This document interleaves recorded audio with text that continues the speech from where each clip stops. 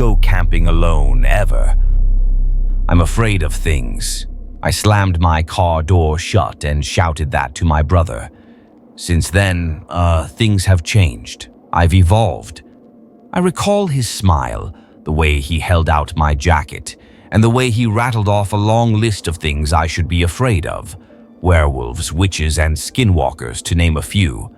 I still had time to flake out. Save face, he said, presenting one argument after another for why this notion was foolish. I can still recall rolling my eyes, grabbing my jacket out of his hands, getting into my car, and screaming that I'm not afraid before accelerating toward the mountain's fading silhouette. Like teeth, they shone out sharply against the fading sun. I wish I had listened, boy. I was mistaken. He was correct. I'm freaking terrified.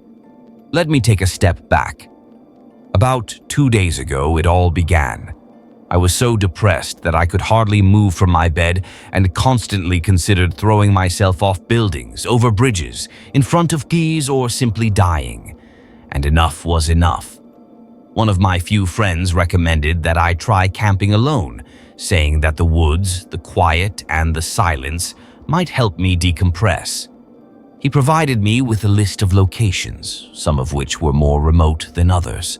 I chose the most remote one, which was located deep in the Rocky Mountain National Forest and was around a 3-hour hike from the last campsite. I recall his expression, his astonishment, and his acceptance. "Are you certain?" His voice broke. Without saying anything, I nodded. "Well, it's a somewhat remote location, particularly for a novice camper." He gave a shrug. "However, it's a lovely location. It will undoubtedly help you gain perspective. Additionally, the night sky is crazy." I thanked him and started to walk away, but he interrupted me once more. "Hey, try not to get frightened by the jungle. Regardless of what you hear, a veteran advises against going out at night since you could get completely fucked by a lion or bear." It was oddly calming to drive up the mountains. It was thrilling to drive along the winding roads that wound through the forests and up the rocks. And soon my thoughts were calmed down to contemplate. In order to be totally free of all that crap and be able to concentrate on the now rather than dwell on the past or worry about the future, I had made the decision to avoid gadgets on this journey, even locking my phone in my glove box.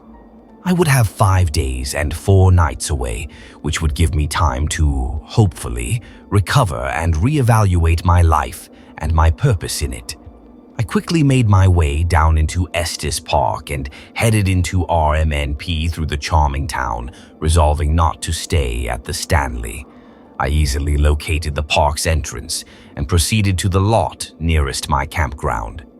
I quietly regretted myself for leaving so late as night began to fall.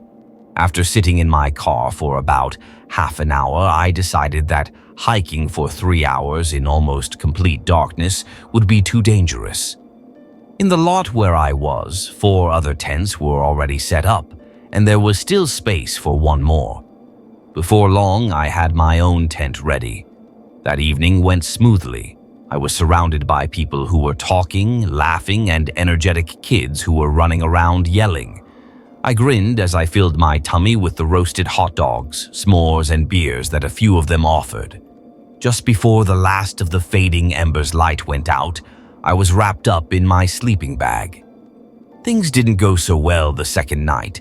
Despite getting plenty of sleep, I woke up late and took my time packing my tent again.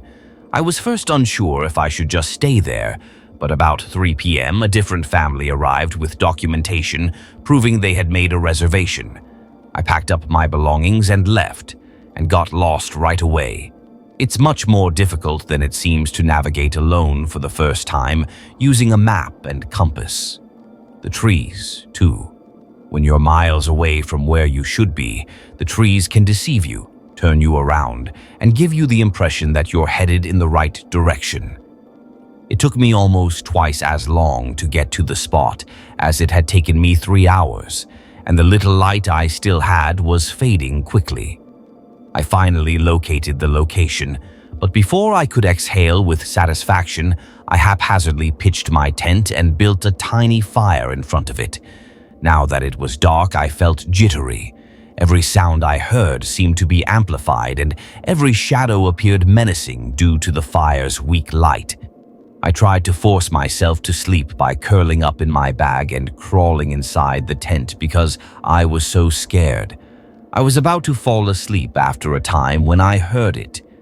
Outside, there was the distinct sound of a foot crushing. I reached for my flashlight without turning it on as my eyes snapped open. I waited. Once more, I heard the sound. There was undoubtedly someone or something moving around my tent. It sounded as though they, whoever they were attempting to be silent and covert. That continued in sporadic spurts for hours, until I eventually concluded it was an animal, searching my tent or scrounging for the scraps. By morning, the noise had finally subsided and I was sleeping once more. In order to give myself time to recover, I promised myself that I would sleep for an hour or two. I was fatigued, confused, and in a panic when I woke up. But then I remembered that I was camping and that I had to begin the hike back, right now. However, I noticed that the sun had already set when I stepped out of the tent. It would be an understatement to say that I was upset. I paused for a time, unsure of what to do. My desire was to return home. I wanted to get out and see how far I could go.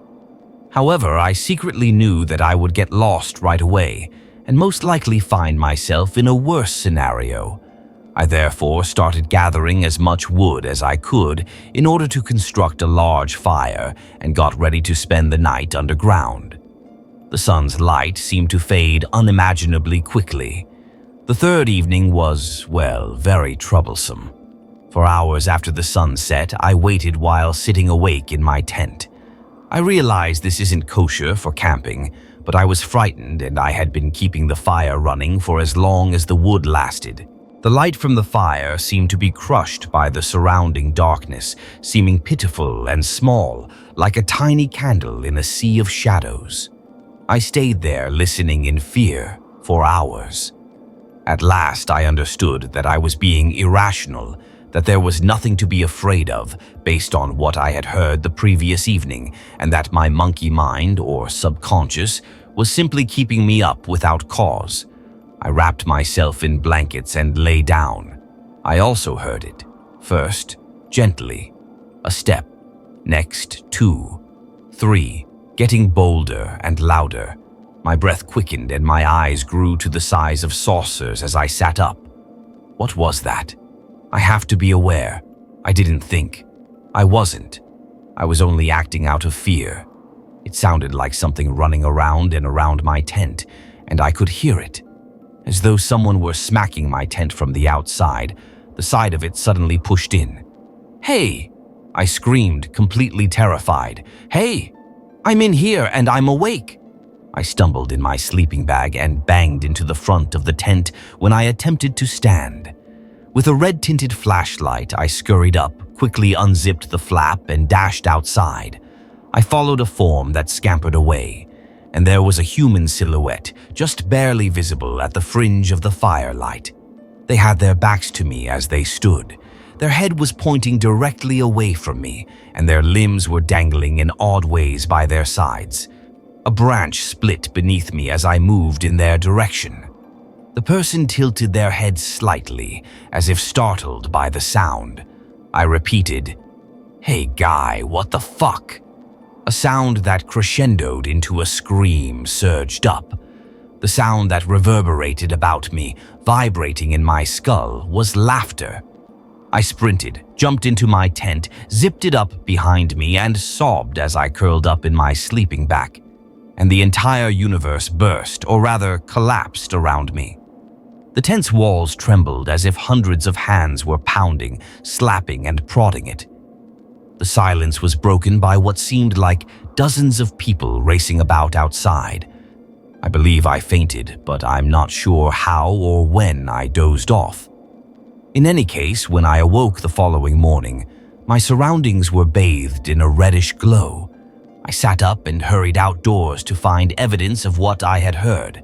However, there were no handprints, footprints, or other signs of disruption. I murmured to myself, "Fuck this," and tossed my belongings haphazardly into my bag. I couldn't remain another night here, so I would depart today in the dark. Just as I was beginning to unpole the tent, I heard a distant sound that might have been carried to me by the wind that was getting stronger nearby. "Aid me! Assist me! Oh God, please, please help me!" More instinctively than logically, I ran in the direction of the sound before recognizing that I was in no position to assist the person yelling. Nevertheless, I spent almost half an hour pursuing the voice in an attempt to find the source of the sound. "Where are you?" I shouted as I peered through the tangle of branches. "You're where?" "I'm here." The shouts soon gave way to a deep, eerie chuckle. I turned and fled back the way I had come because I was so terrified. Somehow, I managed to return to my location, picked up my pack, and moved the tent's poles, assuming I would simply roll it up and take it back, rather than taking the effort to fold it neatly and stuff it into its bag. The mountains towered over me like teeth, as if a terrible mouth were going to suck me whole.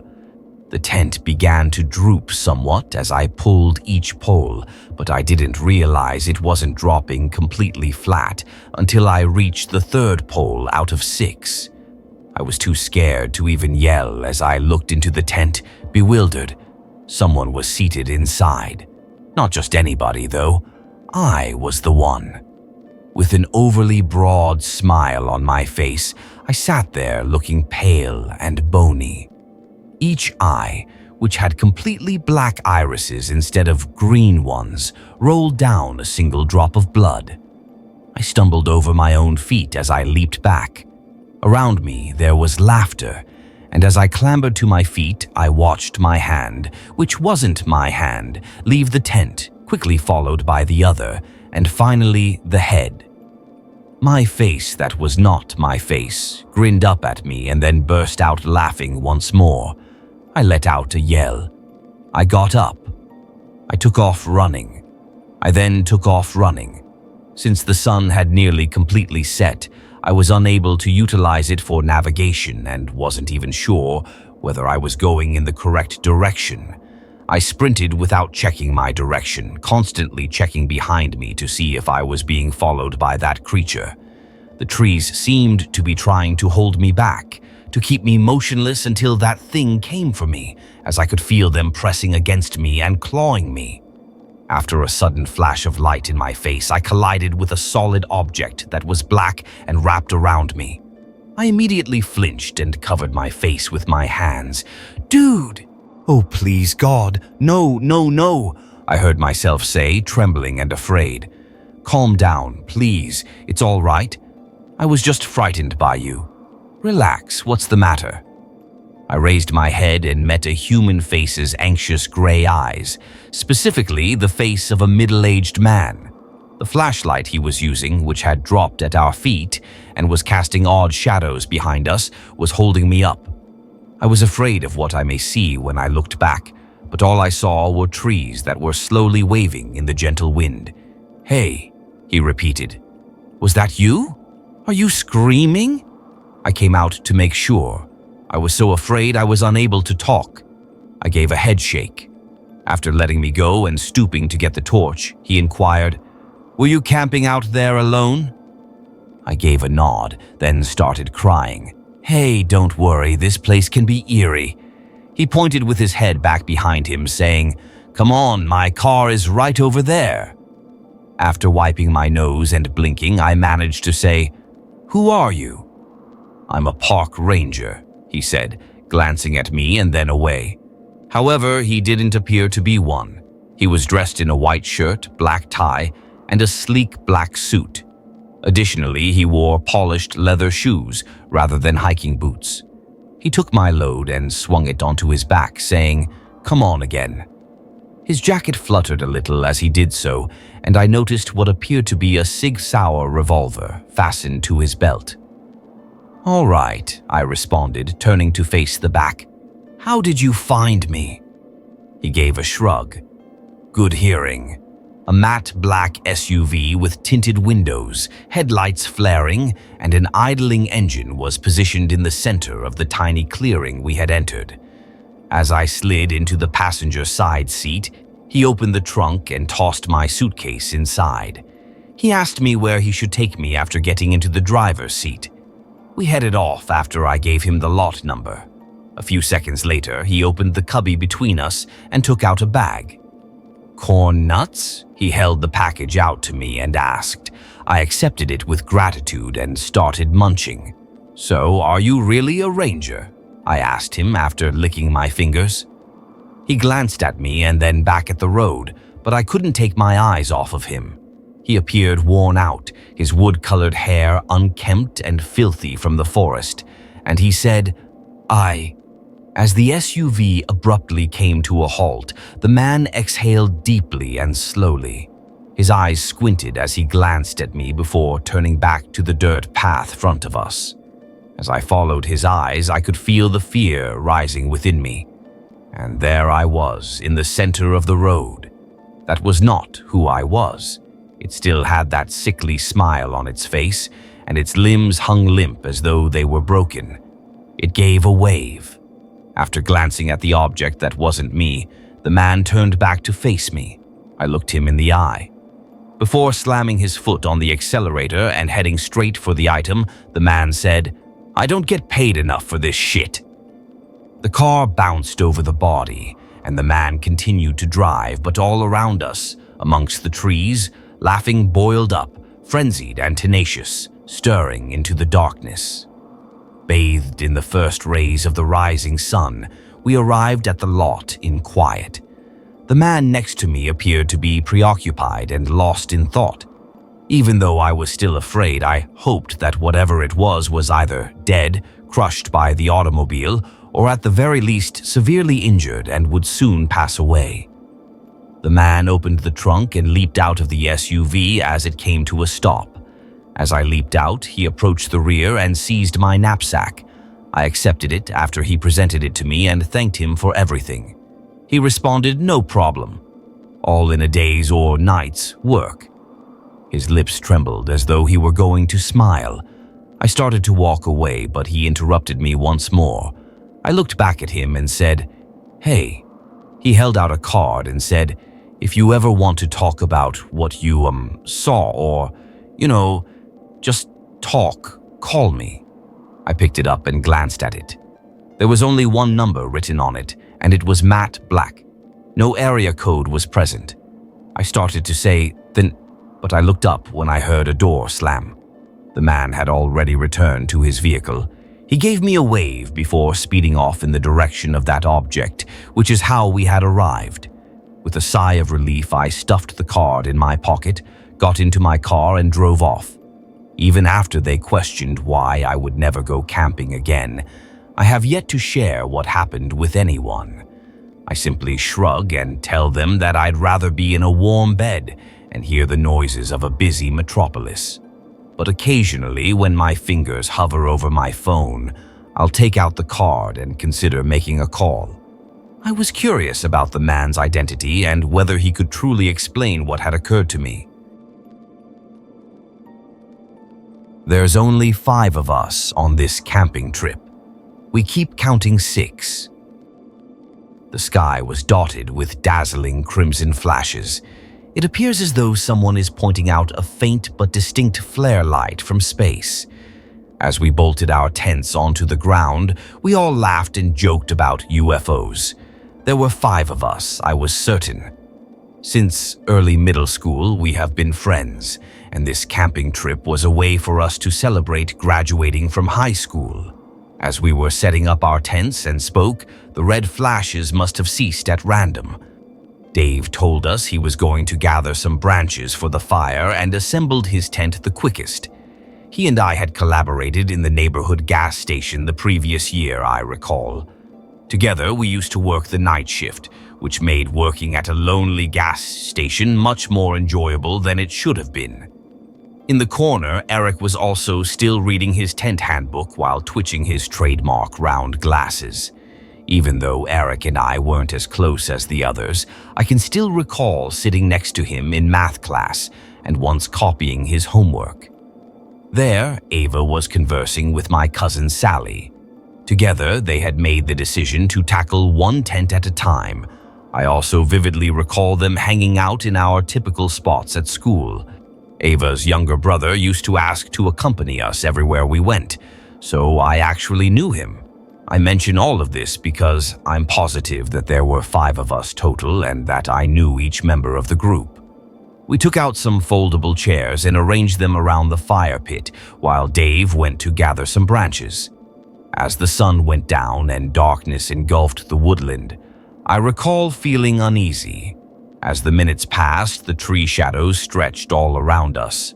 While we questioned why Dave was taking so long, Eric went to retrieve a flashlight from his luggage. Soon after, he emerged, his return signaled by the sharp rustle of the bushes. By now, we were all buried in our recliners, our jackets covering us. The temperature had rapidly dropped, and a light wind was starting to blow. As he positioned all the branches in the pit, Dave remarked, "Geez, you guys weren't even bothered to pull out a chair for me." Around the fire, we had 5 chairs. My head felt like it was underwater no matter how much I tried to rationalize the situation. My head seemed to stop working, as if someone were reaching in and dragging out my thoughts when I tried to concentrate on why 5 chairs were occupied when Dave hadn't yet taken a seat. Up until that point, I had perfect clarity. Now, instinctively, I was much more anxious, and I knew why. There was a complete silence in the jungle. I could see by the expressions on the faces of the others that they had experienced the same emotions. Eric's fingers were twitching as he tried in vain to look around the group for the additional individual. I looked at every face, frowning in annoyance and etched with worry. With the exception of the pause was broken and the tension was considerably reduced when Dave replied, "It's okay, I'll get the chair myself." I stood up and volunteered to assist him. He nodded knowingly as he met my gaze. I watched our company closely as we made our way toward the tents from the fire pit. "How many people are here?" Dave glanced around and saw that we had only brought 5 seats, so I whispered to him. Actually, each person had brought his own chair. We would not pack any extras needlessly because they were hefty to handle.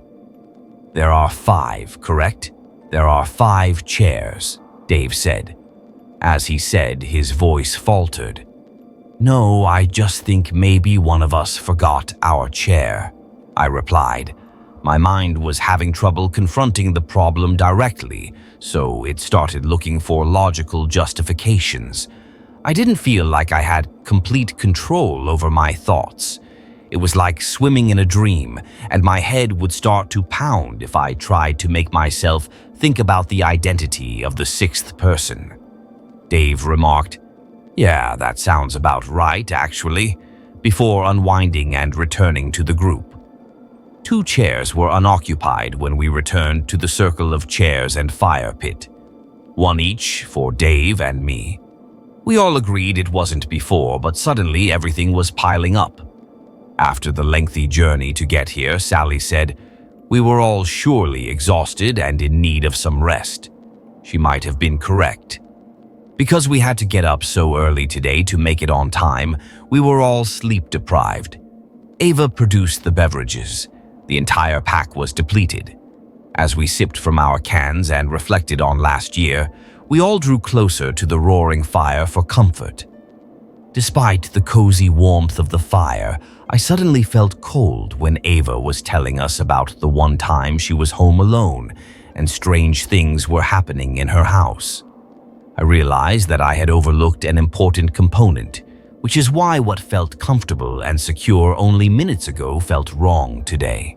I interrupted Ava in the middle of her story and broke the absorption of everyone else when I questioned, "Who started the fire?" Everyone appeared briefly irritated before realizing they had no response. I looked at the faces staring back at me once more. The light from the fire scarcely lit them all, familiar and pallid with terror. "Wasn't it you, Dave?" Eric inquired. Dave gave a head shake. Sally turned to face me and stated, "I believe the person behind Jenny did it." It hurt to whip my head around so fast. I could feel my heart thumping in my ears. The wood's all-pervasive darkness was all that was visible behind me. I felt vulnerable as I gazed at the towering, shadowy woods behind me. In a broad field, I felt like a lost bird. Sally responded, "Wait, I don't know."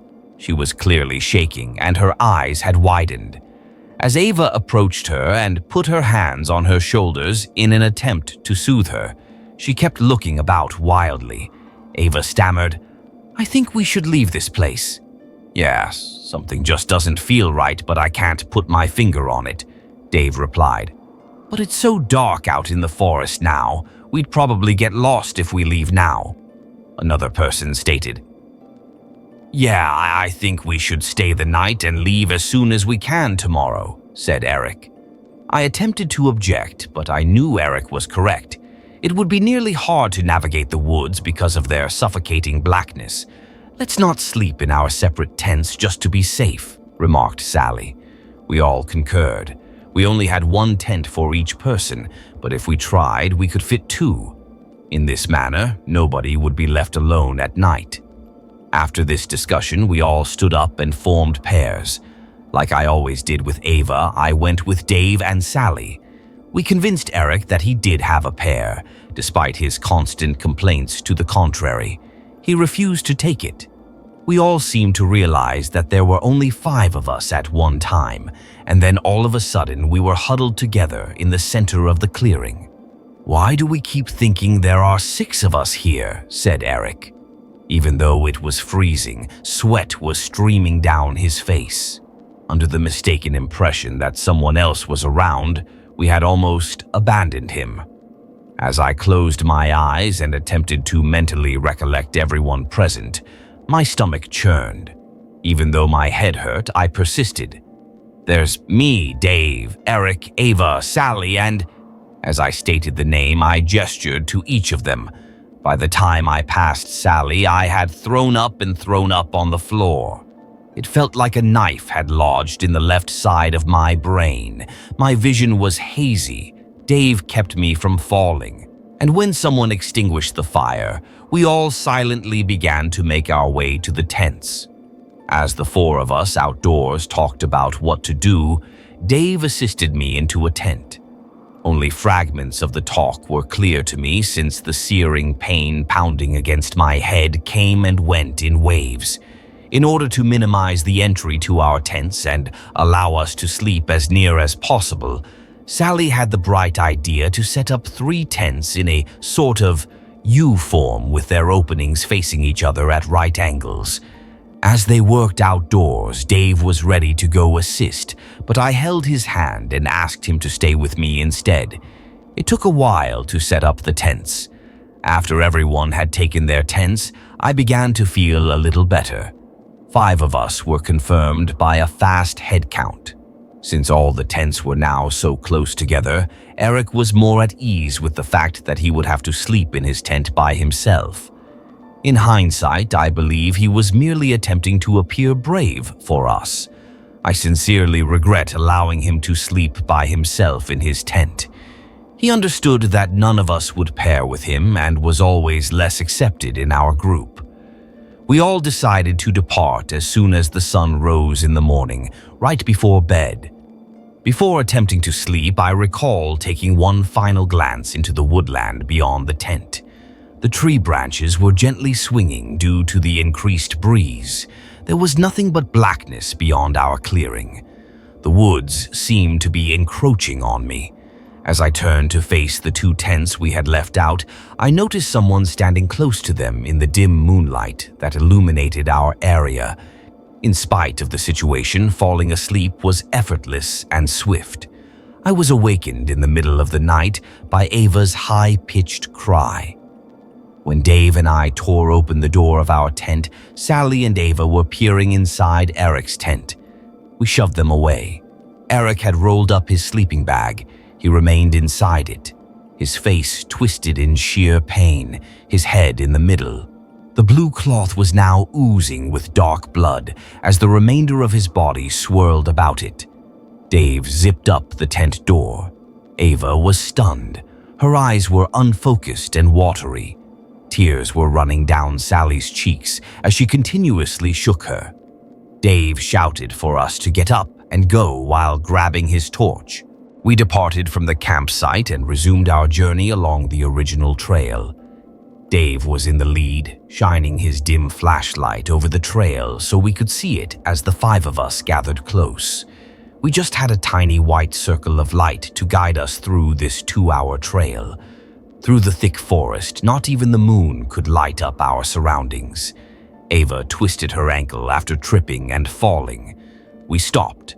We were able to continue because someone indicated they knew how to splint it. Instead, they pulled her into the forest. It was too fast for any of us to comprehend. Dave stopped Sally just as she was ready to chase after Ava. After struggling to break free, she fled into the trees to follow the sound of Ava's cries. Dave grabbed me by the shoulders and gave me a firm shake just as I was about to bolt after her. "We need to get out of here, Jenny, please," he urged. I paused, then jerked back into action as Sally's speech was suddenly interrupted.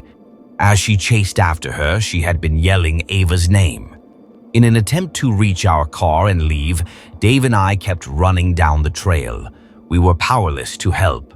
There were 3 of us running the route at one point, Dave and I shoulder to shoulder with a person just behind us. I exclaimed, "Dave, who's behind us?" My legs burned and my heart felt like it may explode through my ribs. He glanced in my direction. His expression changed from confusion to anxiety and finally to anger. As he pulled a pocket knife out of his trousers, he said to me, "You keep running." I almost dropped the car keys he handed me. Then he abruptly spun around and lunged at our pursuers. Behind me, the noises of a struggle became louder, and I kept running in terror. For what seemed like hours, I stumbled and fell along the trail. I refused to let myself stop. When the trail came to an end and I entered the well-known parking lot, I nearly started crying. I hurried to the car and got it going without wasting any time, and in a matter of seconds I was speeding out of the woodland and onto the highway. I'm at a rest stop typing this post. Now that my phone is working again, I've contacted 911 to try to explain the problem. They sent me a car, even though I don't think they trust my account of events. The sun is finally beginning to rise while I wait. I'm going to investigate why the person in my back seat has been so quiet the entire time once I press the post button. If you see these symptoms from your friends while camping, do not approach or attempt to help. Run and call 911. My dog was not this one. The police are claiming, however, just that my priceless bazooka killed those folks, that she simply snapped, that she is a bully breed and broke into the cabin, mauled those victims. I am being charged for the family that stayed there passing away. Though what happened was a tragedy, whatever killed them wasn't my dog. It's still out there up in northern Minnesota on that little but beautiful lake from whom we leased the cabin. With any luck, this warning finds individuals. For those who feel I am accountable, Bazooka would never have engaged in such behavior. She behaved like a good dog. She has an aggressive name, but that's just the moniker she arrived with when I acquired her from the rescue group. She was black with a white muzzle and paws, an inexperienced pit lab mix, and she resembled a wrecking ball on 4 legs driven by a rocket. After a month of trying to call her, Beverly still only answered Bazooka, hence I couldn't change her name. She made up for intelligence, though, by her affection. She crawled onto my bed every night, whole 70 pound, and then, after me pushed her off a few times finally, I would give up and let her stay. And every time I opened my eyes, her muzzle nearly faced me, her black eyes staring into mine, like she was committing every detail to memory. For me, Bazooka was everything, and I I'm sorry for continuing this. I lament her. Anyway, regarding the cabinings then. We rented something for the weekend. See, Buddy Jake and I both enjoy board games. Occasionally, we got together with this couple, Ray and Rashida, who are also board game aficionados. Jake would always be talking about how great it would be to have a weekend board game escape at a cabin. The idea appealed to Ray and Rashida, and I agreed as long as I could bring my dog. We therefore leased this lakefront cabin with a couple's house across the water and an adjacent cabin that shares the beach. Same as a postcard. Kayaks and canoes parked for our use. A campfire, barbecue, woodpile. Large as well, with a balcony, terrace, and bedrooms above and in the basement. Ideal for a vacation for gaming. That first afternoon, we played board games on the balcony table and grilled hot dogs and vegetarian burgers. The sole drawback was when I went out to walk my dog and saw two boys down by the lake, one of them peeing off the dock into the lake and the other tearing up a pool noodle and tossing bits at ducks and laughing when they tried to eat it. The same two youngsters, now dressed, had rifles thrown over their shoulders as they made their way back from wandering in the woods. Who allows kids carry firearms and sprint about the forest? They were not more than 12 years old. People living in rural Minnesota do, I suppose, that kind of stuff. Coming from the city, it was really frightening. I choose from then on to keep my dog on a leash. I simply wanted to avoid letting her be close to those lads whose actions so disrespectfully treated nature and animals. But I let them ruin my evening. We lit a fire and gathered around it, eating marshmallows and drinking following our second round of board games. Under the stars, we sat like that and simply spoke. It was the closest I had felt to anyone in a very long time. Bazooka was complaining to go outside, so the next morning I woke up at the butt crack of dawn and dragged myself up and staggered out in a robe, unlocking the door for her and momentarily forgot. For a second, I had resolved to keep her leashed. I woke sufficiently to walk out after her as the fresh air hit me and discovered her sniffing around the docks. I wrinkled, then saw the kayaks floating on the lake, but none of them in them. Presumably the youngsters once more engaging in mischief. At least, for now, the adjoining cabin was silent. After Bazooka completed her thing, I brought her back in. Once everyone was up, we paddled around the lake in a canoe, Bazooka leaping out into the water and almost capsizing us when she tried to climb back in. We spent the day back at our board games following a meal of homemade pizza until the sun sank below the horizon. Ray and Rashida drove into town since we lacked marshmallows and chocolate, but they wanted s'mores. That left Jake and myself watching the stars emerge in the increasing twilight while sipping beers around the bonfire. We were so engrossed in admiring all the stars you could see out here that we didn't hear or see anything until Bazooka's loud, throaty growl. Every hair on my neck pointed straight ahead. By now, I'd drank enough beer to feel buzzed, so I glanced vaguely across the fire and beyond the flames stood one of the children. The younger one, 11-ish. He was dripping wet, all but naked in swim trunks that had come untied and were carelessly slipping down his hips to the point of immodesty. "Jesus fuck," says Jake gasped, his large fingers reaching his chest. He started sputtering on his beer. "Almost made me have a heart attack, kid."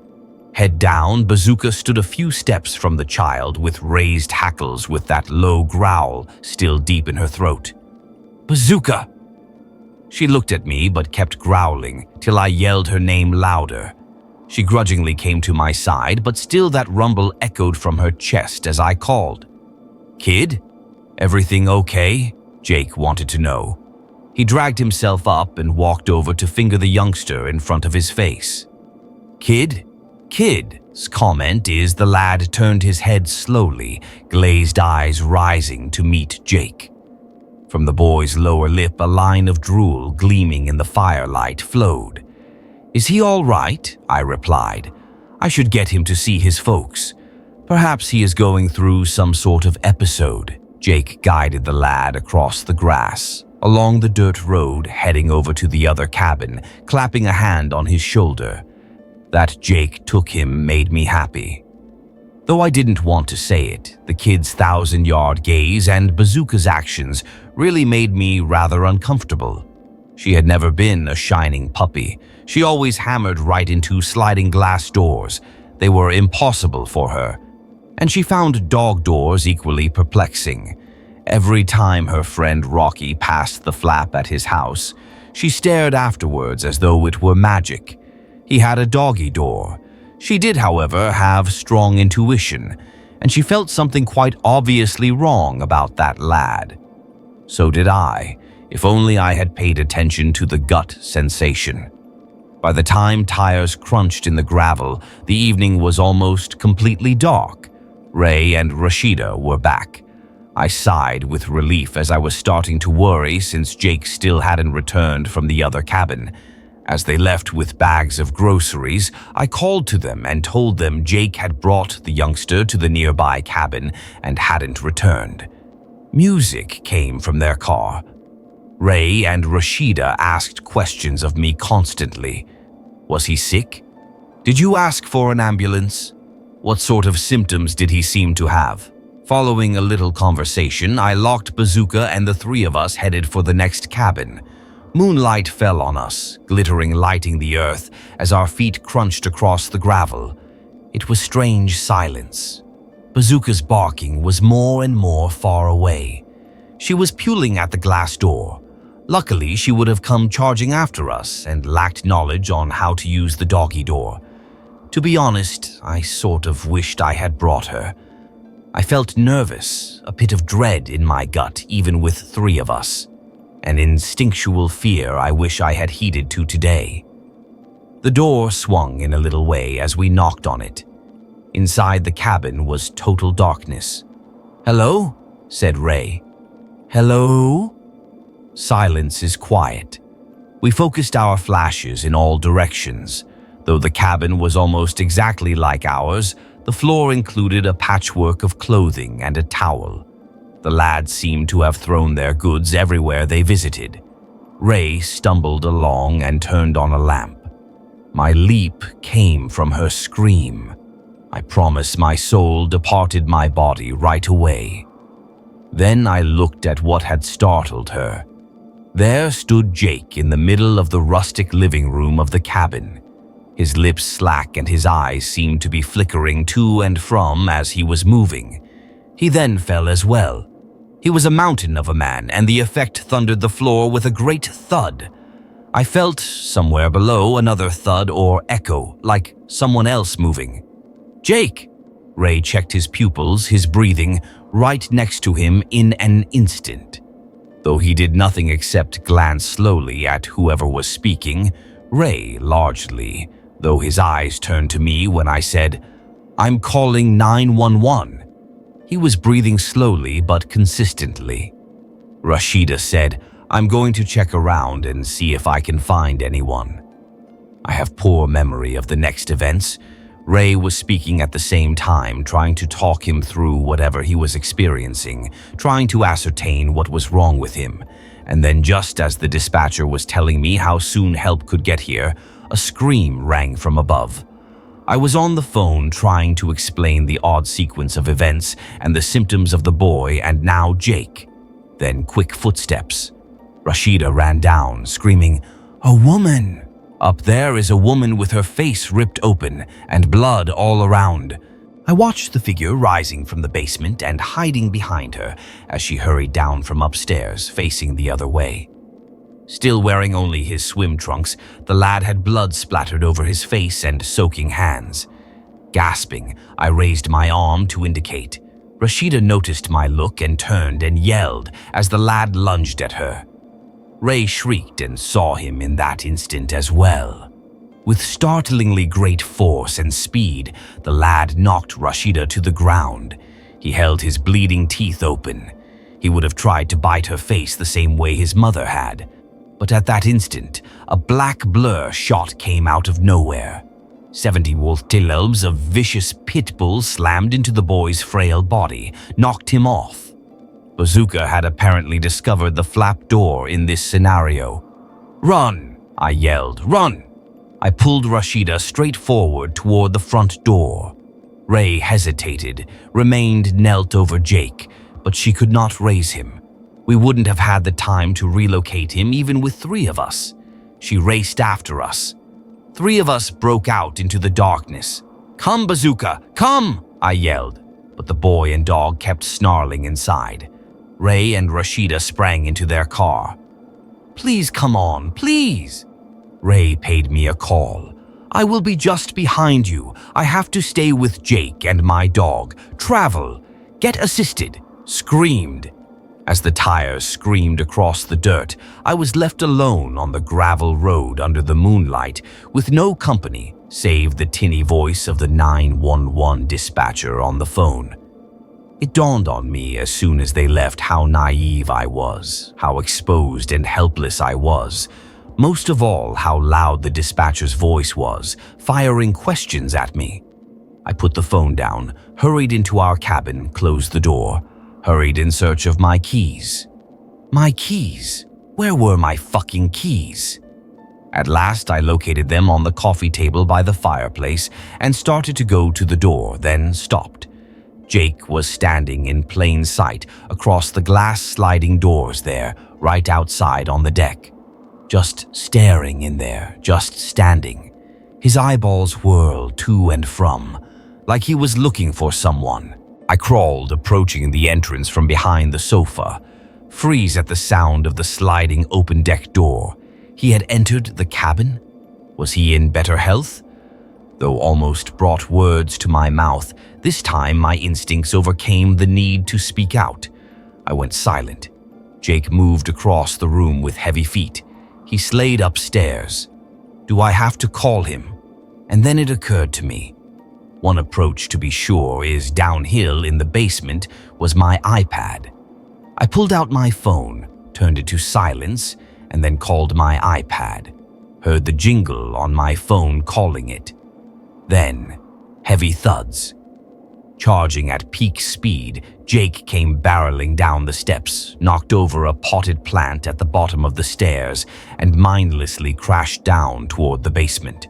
Not in line with expectations, not very slightly. Panic sirens tore over my mind. Without his hearing the lock, I couldn't open the front door. Still open was the sliding door to the deck. I crept out softly as much as I could, running across the black moonlit gravel.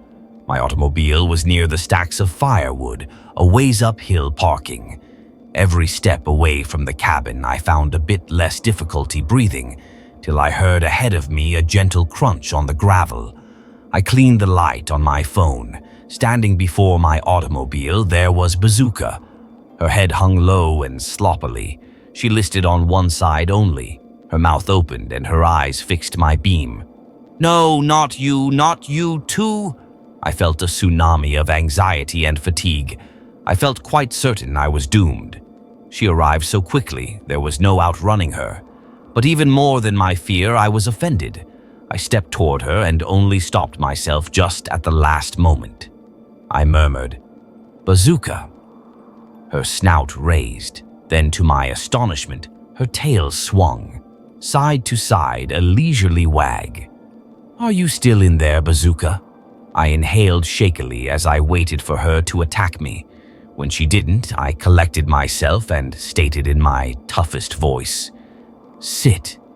She looked for a long moment, her haunches then fluctuate. She collapsed. "Stay," I instructed. I stared at her after strolling around her and got in my car. She was observing me, her mouth still limp as the others had been, her gaze tracking me. As I said, "Good dog," I started to cry and her tail pounded. I then started to drive off. What was in those forests still is unknown to me. Because of Bazooka's tooth marks from defending us, the younger child in swim trunks allegedly concluded she must have been responsible for mauling the woman upstairs, and a man who must have been the kid's father. The body of the oldest boy vanished, and Jake's death was recorded as heart attack. Bazooka is still absent as well. To be really honest, that has been the toughest component. I realize I shouldn't say that when human life was lost, but losing my cherished puppy has been worse than the charges I am currently facing or the guilt. I wonder whether she has any component that recalls even today. Assuming she still resides in those woods, racing wild with empty eyes, racing and listening, expecting to be beckoned once again.